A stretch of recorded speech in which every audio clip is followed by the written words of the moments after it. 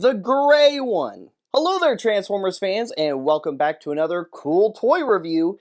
And this guy is on clearance on Walmart.com, guys, which is crazy considering it also didn't hit store shelves at all, or at least not in North Texas. Today we are reviewing the new Transformers 40th Anniversary Bombshell and Ramhorn.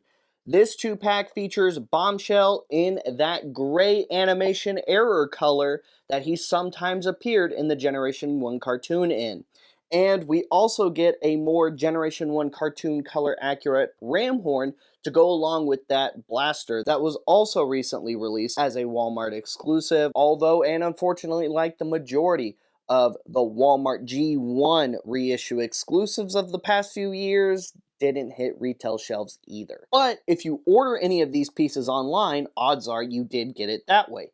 And here it is in the packaging, and it looks so cool. So it's in that classic Generation 1 style packaging where you have the grid, the classic The Transformers logo up at the top. You got an open window here. Now on the back, you've got that awesome classic Transformers battle artwork. I love this so much. You have some words and things up here, and you get little bio cards with their tech specs, which was also on the original classic G1 packaging, and that's pretty much it for the packaging.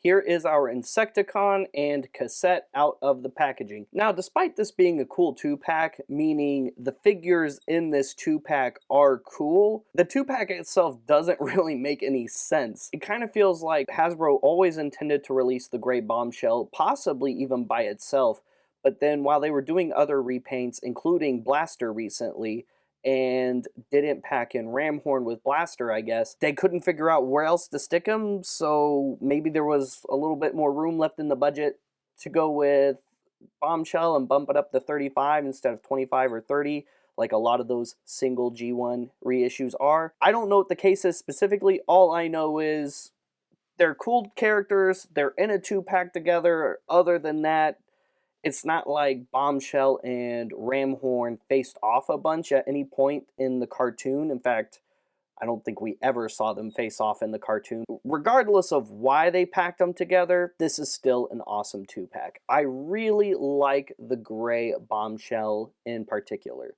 Full disclosure, this is the reason I bought this 2-pack. I've wanted a gray Bombshell for a while, especially as over the past few years, Hasbro has been doing some of those more obscure Generation 1 appearance characters or versions of characters, you know, like with Orion, Dion, Ariel as one example, or Devcon as another example, and getting a figure based off of an animation error is very cool. Here he is in those updated cartoon gray colors. They even painted this silvery bits on the back, and I gotta say, even though it's not chrome, the silver bits do look good in just silver paint, especially the blaster. And real quick for comparison, here he is next to actual G1 Bombshell.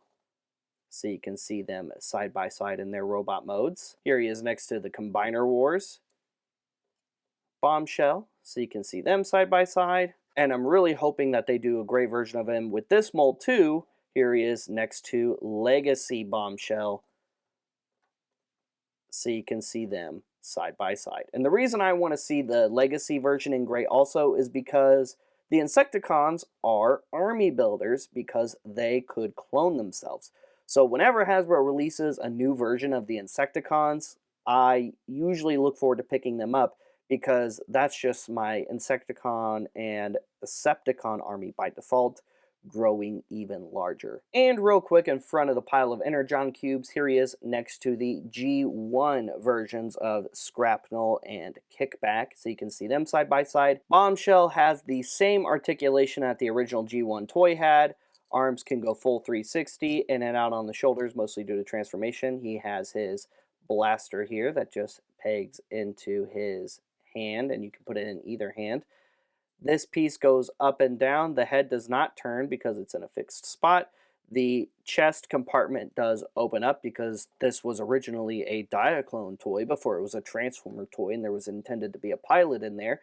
But what Hasbro's done with these recently, especially their most recent releases, is include these cool little Energon cubes with their Insecticons. The other two recent Walmart reissues were supposed to come with these as well, and you can store little Energon cubes in their chests because they would eat raw materials on Earth and then gestate that energy in the form of Energon cubes.